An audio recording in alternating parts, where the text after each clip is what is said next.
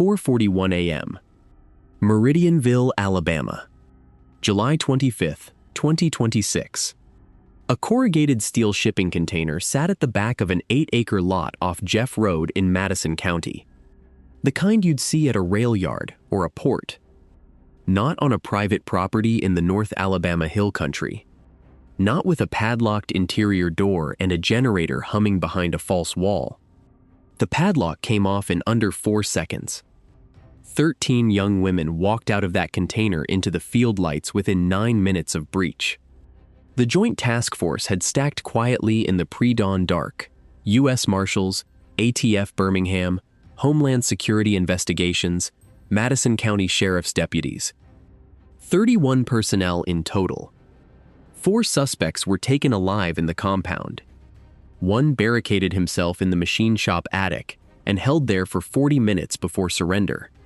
What they recovered from the shop floor: 47 completed machine gun conversions, 22 unserialized rifle lowers, and 1 handwritten ledger. 3 more sites listed. Across North Alabama. This is the story of how a rural mail carrier noticed something wrong on a Tuesday in March and pulled a thread that unraveled 145 days of federal captivity. The property at the end of the Jeff Road turnoff had been listed as a hobby restoration workshop on the county deed. The caretaker, a lean, quiet man his neighbors knew only as the guy with the dark pickup, had told anyone who asked that he refinished antique firearms. Restored old bolt-action hunting rifles. Cleaned up shotguns passed down through families. He had a business card. He had a cover story that worked. His name on the county record was a Shell LLC, registered in October 2025 through a Chattanooga post office box. ATF Birmingham would later establish that the LLC had no employees, no federal firearms license, and no tax filings.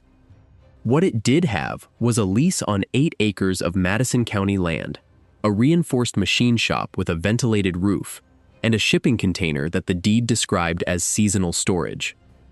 The neighbors saw nothing unusual. Rural North Alabama properties run to outbuildings and fencing. A man who keeps to himself and waves from a distance is not remarkable. A dark Ford F-250 that rarely leaves is not remarkable. The county road sees enough farm traffic that an unmarked vehicle at odd hours draws no particular attention, which is exactly why the operation had run for 145 days without a single law enforcement contact. Until a Tuesday in early March 2026, when Renee Calloway made her rounds. Renee Calloway had driven the rural mail route through this section of Madison County for 11 years. She knew every property on her forwarding list. She knew which houses were seasonal, which were vacant, which had changed hands recently. The Jeff Road property had been flagged in her route management software as vacant, forwarding address established, no active mail delivery. On that Tuesday, the temperature was 96 degrees Fahrenheit by noon. Hot even for North Alabama in early March, a stretch of unseasonable heat that had broken records across the Tennessee Valley for 3 consecutive days. Calloway noticed the roof vent on the corrugated outbuilding puffing warm exhaust into air that was already 96 degrees. She slowed her vehicle. She looked at the vent. She looked at the property listing on her tablet. Vacant. No active service. You don't run a heat-producing operation on a property your own forwarding list says is vacant. Most people drive past it. Calloway didn't. She noted it. She flagged it to a Madison County Sheriff's deputy she knew from a neighborhood watch meeting 6 months prior. She told him the address, the vent, the forwarding status. She told him there was also a dark F-250 on the lot that she had never seen move in 4 months of driving the route. The deputy ran the plates. The registration on the dark F-250 came back to a limited liability company, a name that meant nothing on its face. But when the deputy pushed it through NSEACH and Alabama state business filings, the LLC flagged. Not for criminal activity. For association. ATF Birmingham had been quietly building a machine gun conversion probe since late November 2025. The probe centered on the illegal modification of semi-automatic AR platform rifles through the installation of auto-sears, small machined components that convert a standard AR-15 lower receiver into a fully automatic weapon. The modification is a federal felony under the National Firearms Act. The market for completed conversions along the Gulf Coast drug corridors had been growing since early 2025, with ATF intelligence suggesting a small batch manufacturing source somewhere in North Alabama. The Shell LLC, tied to the F-250, appeared on the periphery of that probe. Not as a primary target. As an address, one of several secondary identifiers in a purchase record flagged 6 weeks earlier by a Birmingham gun shop. A customer had attempted to purchase a bulk order of AR-15 lower receivers using an LLC account. The dealer had declined and filed a Form 4473 suspicious activity report. That form sat in an ATF database. When the Madison County deputy's inquiry crossed ATF Birmingham's desk, Special Agent Darnell Price recognized the LLC name inside 40 minutes. He called the deputy back the same afternoon. He asked for everything the deputy had: the address, the vent observation, the forwarding status, the vehicle description. Then he pulled the property records himself. 8 acres. A steel outbuilding with a reinforced concrete floor. A shipping container listed as seasonal storage. Price had seen seasonal storage containers before. He had also seen containers converted into something else. He requested a warrant for aerial surveillance. It was approved within 72 hours. The thermal flyover was conducted on a clear night, March 14, 2026. A contracted fixed-wing aircraft with forward-looking infrared equipment made 3 passes over the Jeff Road property between 11 p.m. and 1 a.m. The thermal returns from the shipping container were not consistent with an empty metal box. They showed multiple heat signatures. Stationary. Clustered in a partitioned rear section of the container. ATF shared the flyover data with Homeland Security Investigations the following morning. HSI's involvement changed the nature of the inquiry. Because HSI had 3 open missing persons cases with North Alabama connections. One was a 24-year-old woman named in a Huntsville police report from October 31, 2025. She had left her apartment on a Friday evening and had not contacted her family since. Her car had been found at a Huntsville strip mall parking lot 3 days later, keys in the cup holder, phone gone. The parking lot sat adjacent to a staffing agency that had been advertising warehouse placement positions through a network of social media accounts. HSI would later determine that those accounts were fictitious, constructed to lure job seekers. The 24-year-old had applied for a placement through one of those accounts 2 weeks before she disappeared. The second was a 26-year-old from Decatur, reported missing in mid-November 2025 by her roommate. She had been employed at a distribution warehouse and had told coworkers she was taking a few days off. She never came back. Her bank records, subpoenaed as part of the missing persons investigation, showed a single withdrawal of $60 on the afternoon she disappeared. The ATM she used was 3 blocks from a short-term parking structure in downtown Decatur. Security camera footage from that structure, reviewed weeks later, showed her vehicle entering but not leaving on the relevant date. The vehicle itself was never recovered. The third was a 23-year-old from Athens, Alabama, reported missing by her mother in early December 2025. She had been saving money for a nursing certification course. Her savings account had not been touched since November 28th.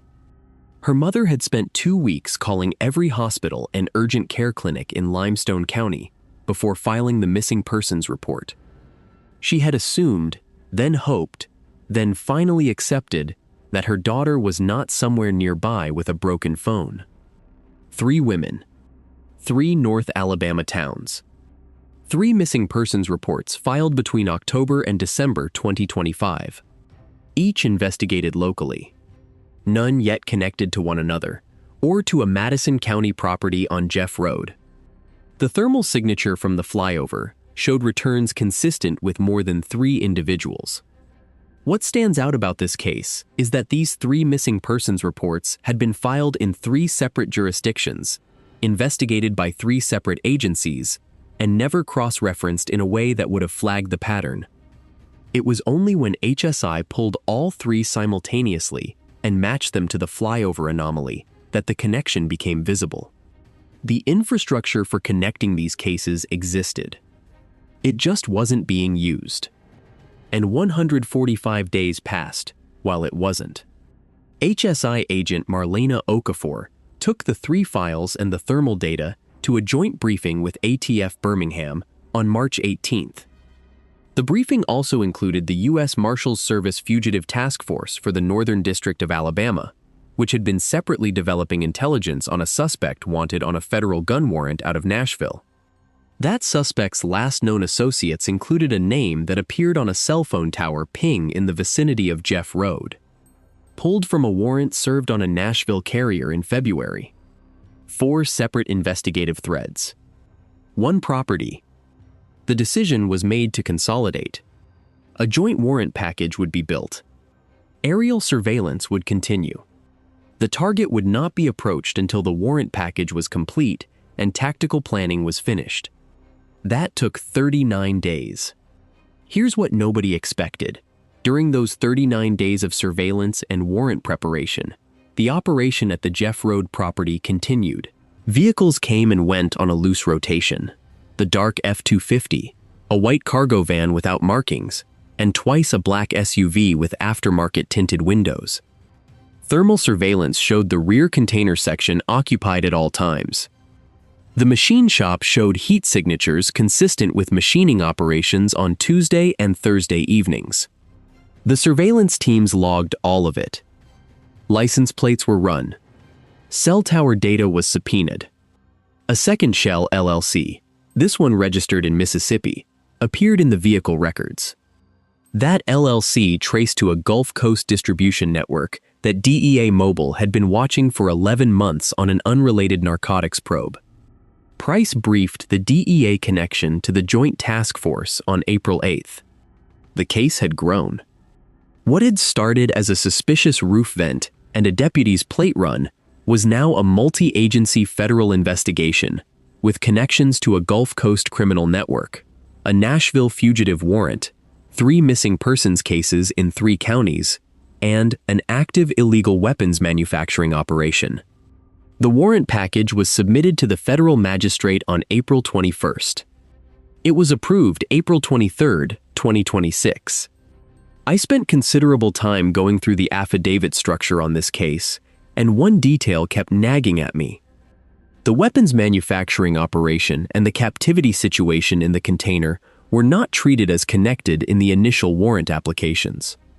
They were parallel threads, the ATF thread and the HSI thread, running through the same property. It was only at the April 8th consolidated briefing that the task force formally connected them. That gap, 6 weeks where both threads were known but not formally linked, is worth understanding because it shaped how the tactical plan came together. And it almost shaped how it fell apart. In the days following the consolidated briefing, HSI agent Okafor worked to build out the victim profile beyond the initial 3 cases. She submitted a query to the National Crime Information Center cross-referencing adult female missing persons reports from North Alabama counties, Madison, Limestone, Morgan, Lawrence, Marshall, filed between September 2025 and the date of the query. The return was broader than expected. 11 additional reports. Not all were relevant. Some had been resolved.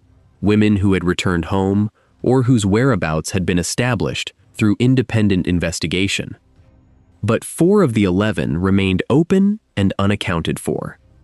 Okafor matched the 4 open cases against criteria she had begun constructing from the first 3: age range between 21 and 31, last contact associated with a digital job listing or social media employment advertisement, no prior history of unexplained absence, no financial activity after disappearance.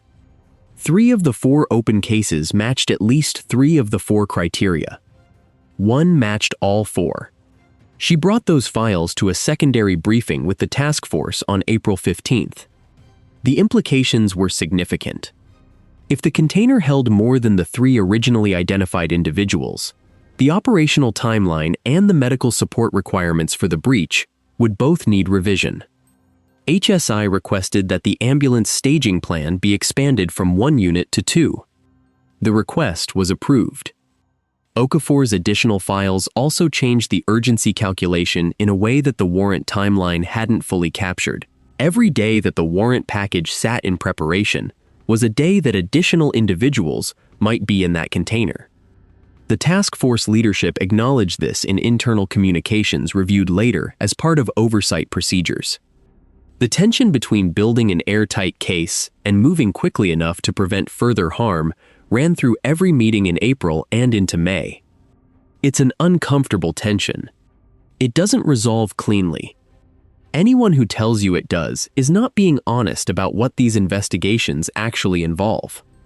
The warrant package was submitted, as noted, on April 21st. The delay between the April 15th briefing and the submission date was 6 days of additional affidavit drafting to incorporate the expanded victim profile data Okafor had developed. 6 days. You can decide what to do with that. The tactical plan for the Jeff Road operation was built over the final 2 weeks of April and into May. Adjusted 3 times. Delayed once. The first delay came in early May when surveillance flagged a change in vehicle rotation. The black SUV, which had previously appeared twice, appeared 4 times in 8 days. On the 4th appearance, it arrived after midnight and left before 4 a.m. The task force assessed a possible operational tempo change at the compound and held the breach date pending further observation. The observation produced something useful. On May 9th, a Marshals surveillance team parked on a county road half a mile east of the property photographed the SUV's occupants through a long lens during a brief stop at a rural convenience store 3 miles from Jeff Road. 2 individuals. 1 matched a physical description in the Nashville fugitive warrant. The other was unknown. The Marshals ran the second individual through facial comparison using a state DMV database pull authorized under an existing warrant.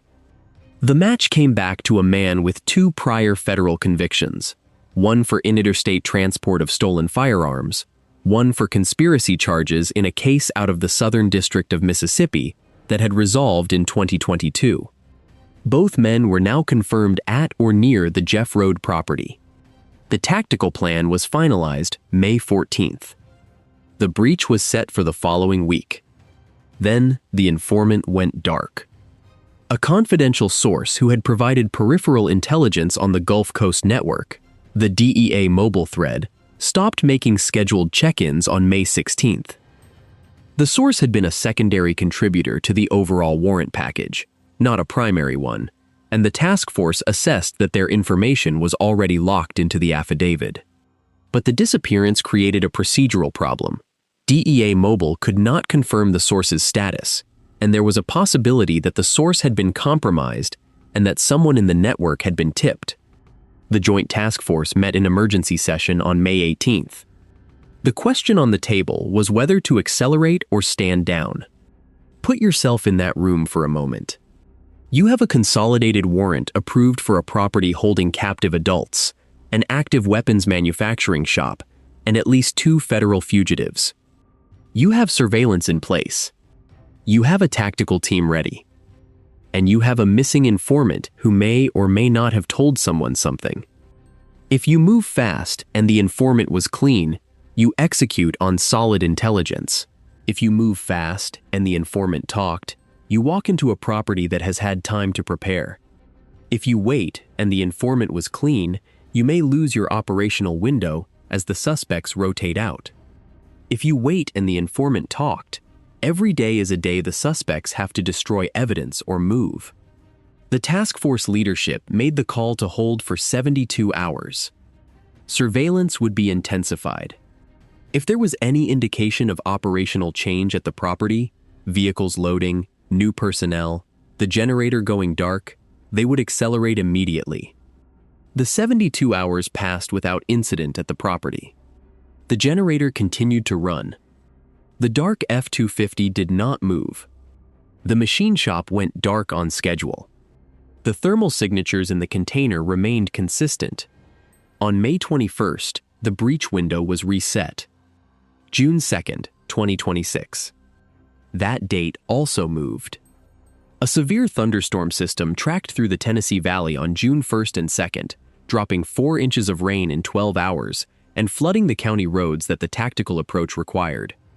The task force could not pre-position as planned.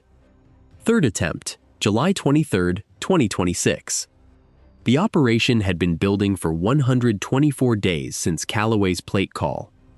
The victims in that container had been held for what HSI estimated was 138 to 146 days, based on the oldest confirmed missing persons dates. Between the June 2nd weather delay and the July 23rd reset date, the surveillance operation continued without interruption. The task force could not stand down simply because a breach date had slipped.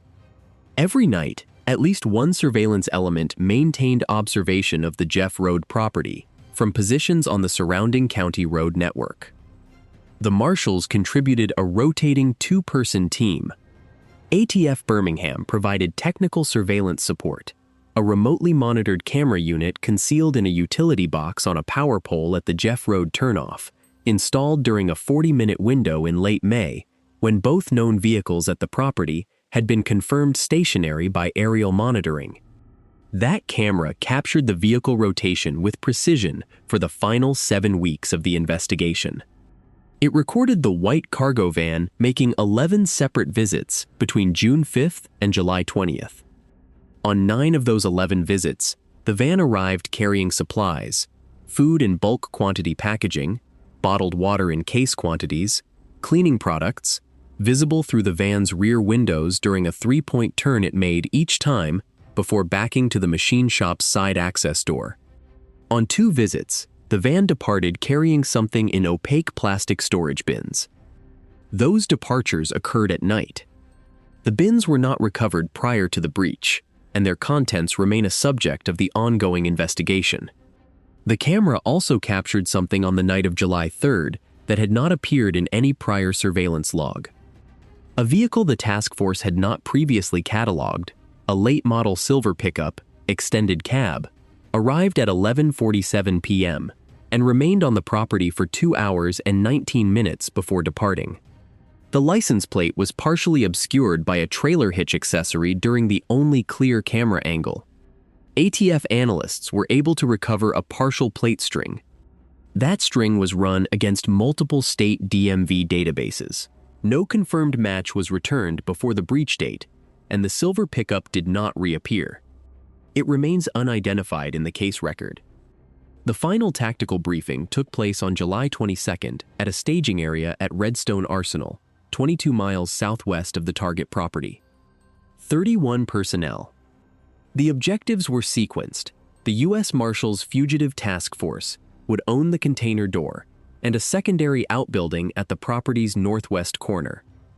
ATF and HSI teams would breach the machine shop simultaneously. Madison County Sheriff's deputies would hold the perimeter at the property fence line and the Jeff Road access road. 2 ambulances staged half a mile out, engines cold, lights off.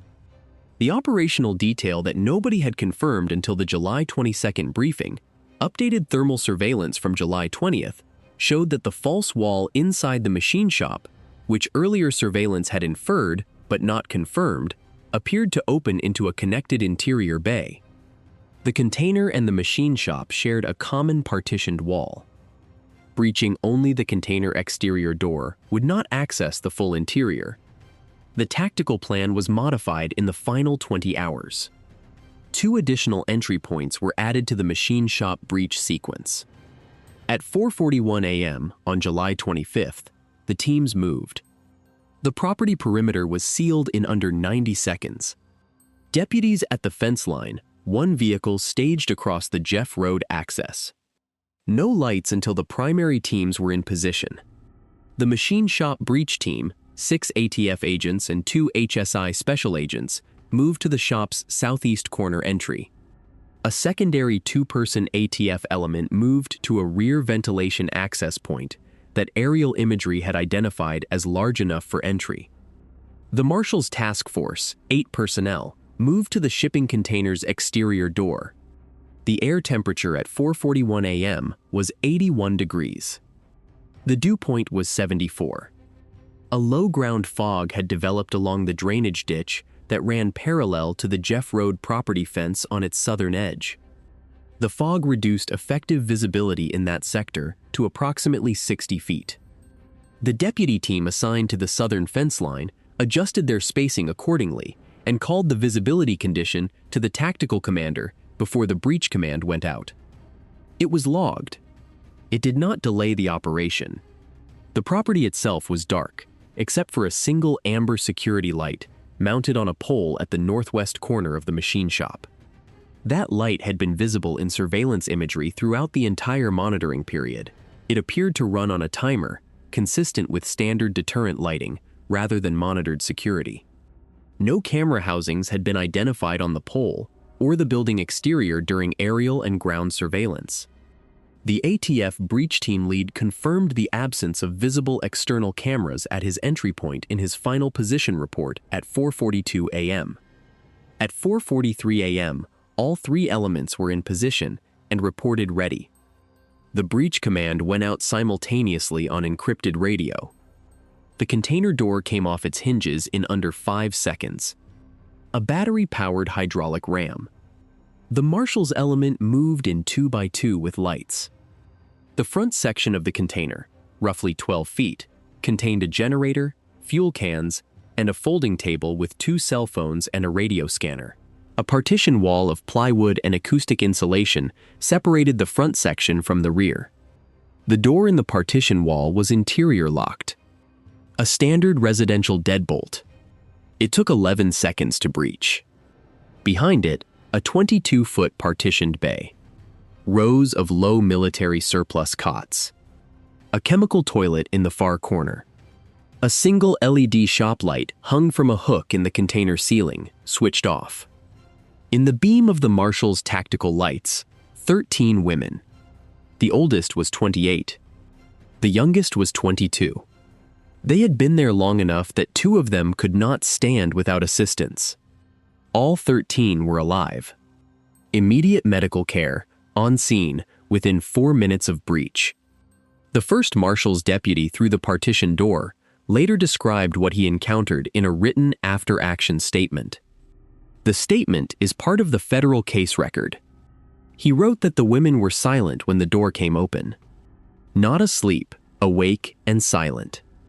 He wrote that several of them shielded their eyes from the tactical lights before he could think to lower the beam. He wrote that the youngest looking of them, who turned out to be the 22-year-old, asked in a voice that was barely audible whether they were actually being rescued or whether this was something else. He wrote that he told her it was over. He wrote that she did not cry immediately. She sat on the edge of the cot and put her hands in her lap and looked at them for a long moment before she said anything else. What she said was that she had stopped counting days after the first month. The 2 women who could not stand without assistance were helped to the container door and then across the field to where the ambulances had repositioned inside the property perimeter.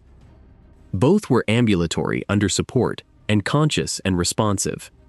The initial medical assessment on scene identified dehydration, muscle atrophy, consistent with prolonged restriction of movement, and in one case, a lower leg wound that had been improperly self-managed with materials apparently sourced from a basic first aid kit that had been left in the container. The wound was not life-threatening. It required hospital intervention.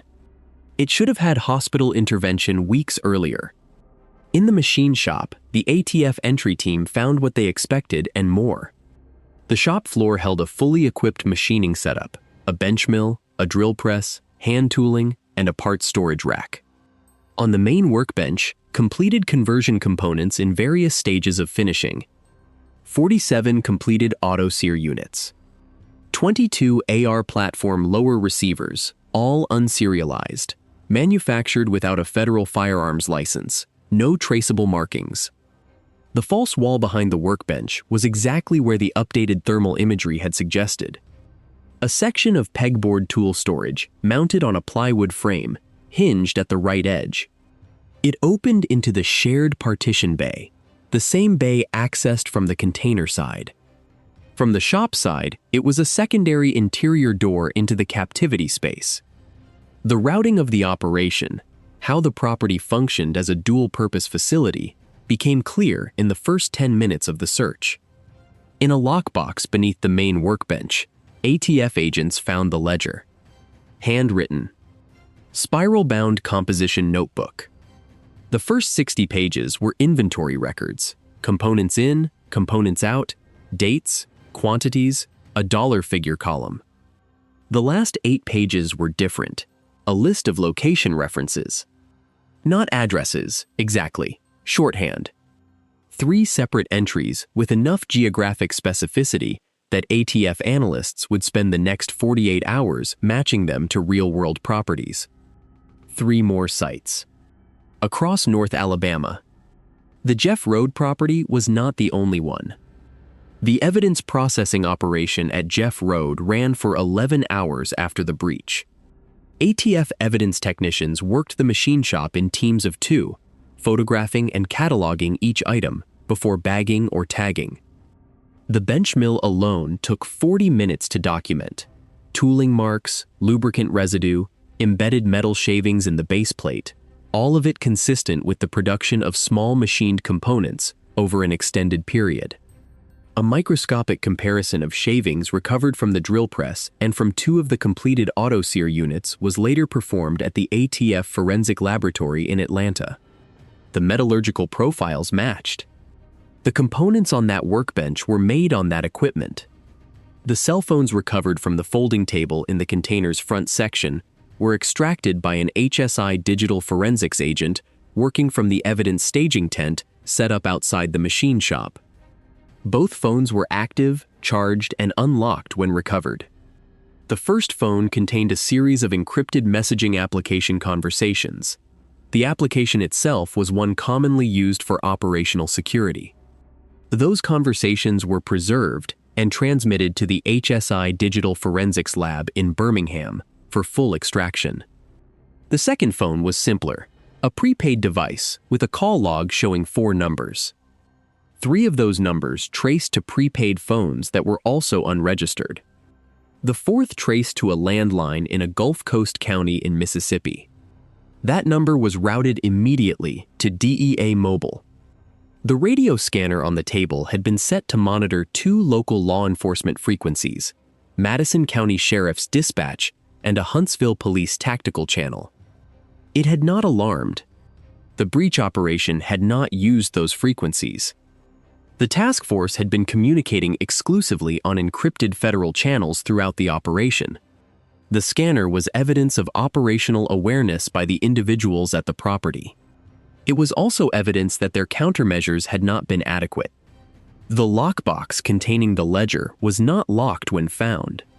It was a standard steel cash box, the kind available at any office supply retailer, sitting on a plywood shelf in the cavity beneath the main workbench.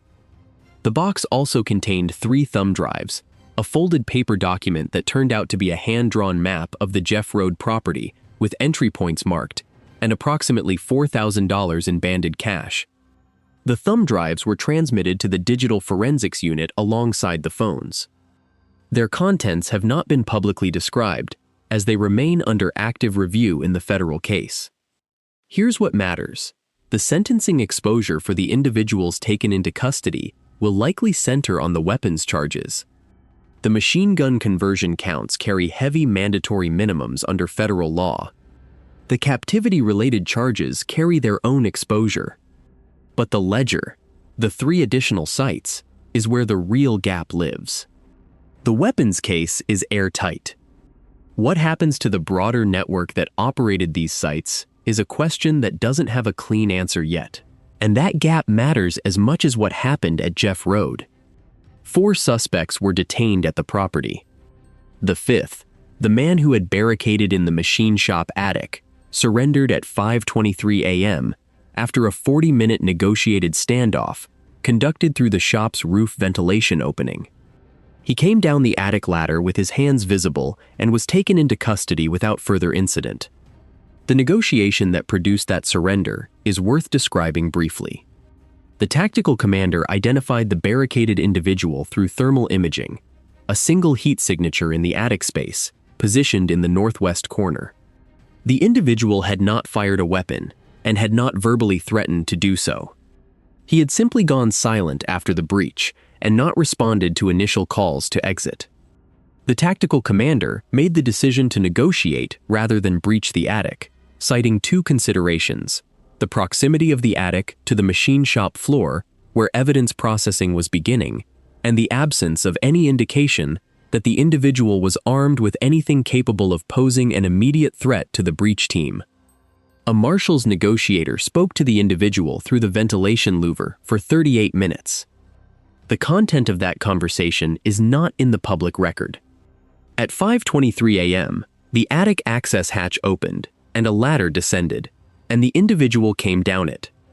He was in his mid-30s, wearing work clothes, and did not speak during the process of being handcuffed, and walked to a transport vehicle. All five were transported to the Madison County Detention Center and later transferred to federal custody pending initial appearance before a U.S. magistrate in the Northern District of Alabama. The two men photographed at the rural convenience store in May, the Nashville fugitive warrant subject, and the man with prior federal convictions, were among the five. The Nashville warrant was served on site. The Huntsville woman who had left her apartment on a Friday evening in October. The woman from Decatur who had told her coworkers she was taking a few days off. The 23-year-old from Athens who had been saving for a nursing course. All three were among the 13 recovered from the container. Their families were notified before sunrise. One detail that stuck with me: reading through the case documentation, the Decatur woman's roommate had filed the missing persons report on a Monday.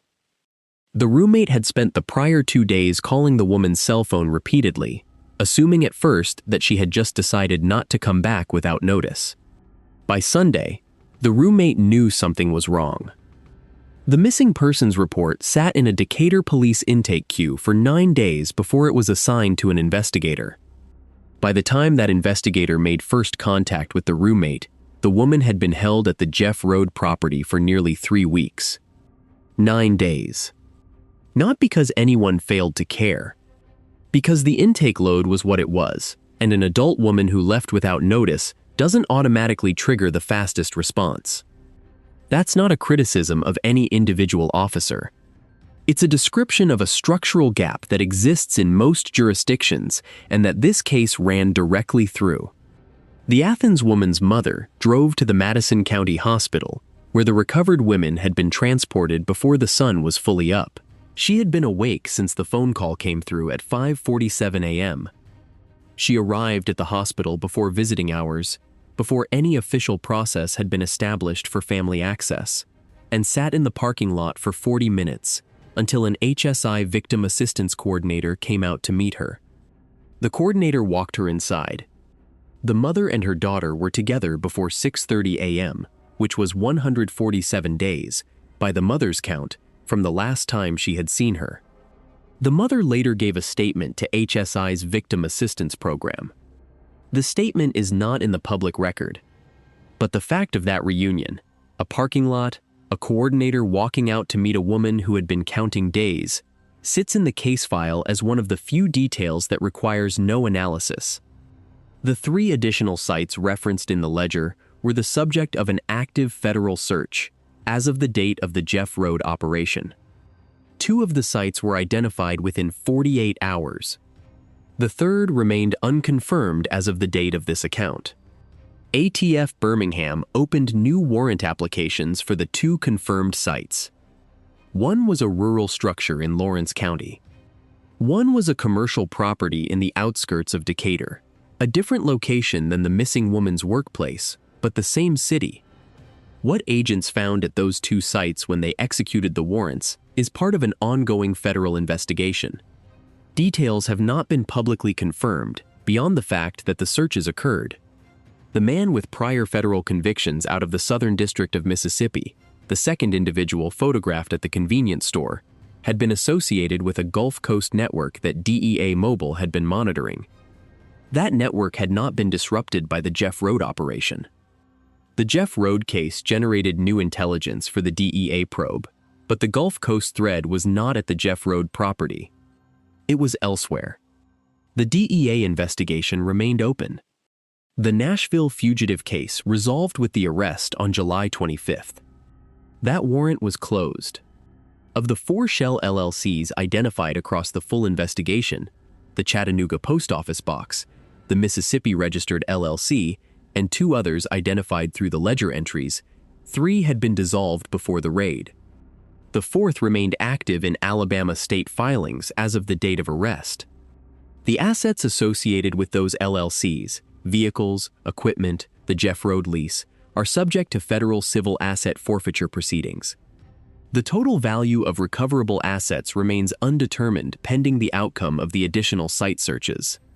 Here's the question that stays open, and I think most of you are split on this.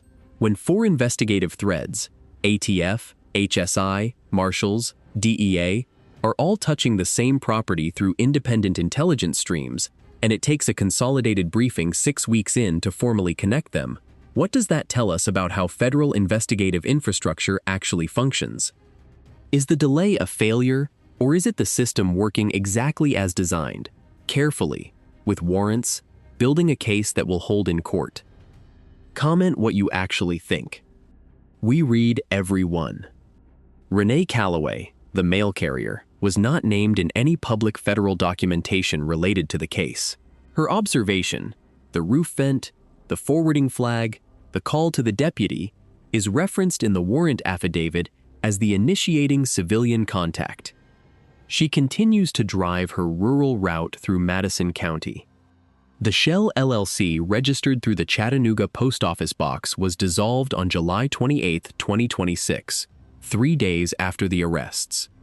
The 3rd additional site referenced in the ledger had not been publicly located as of the date of this account. The 13 women recovered from the Jeff Road container received medical evaluation and case support services through HSI's Victim Assistance Program. Their names have not been released. They are referred to in federal documentation only by case-assigned identifiers. The ledger recovered from beneath the main workbench at Jeff Road listed 3 locations. 2 have been searched. The 3rd address, written in the same hand as the rest of the ledger, in the same shorthand notation, remains unaccounted for. Federal authorities have not stated publicly whether that location is currently occupied. The compound on Jeff Road has been sealed by federal order pending the conclusion of the forfeiture proceedings. The generator was removed as evidence. The machine shop equipment was cataloged and transported to an ATF evidence facility. The shipping container is still there. The padlock is gone. Will the broader network connected to this property be fully dismantled, or does a 3rd site still operating mean the Jeff Road raid was only the beginning? Comment yes or no. We want to know what you think is out there. The case was built on 145 days, 4 investigative agencies, and 1 woman who noticed a roof vent puffing warm air on a vacant property in 96-degree heat. The ledger lists 3 sites. 2 have been answered.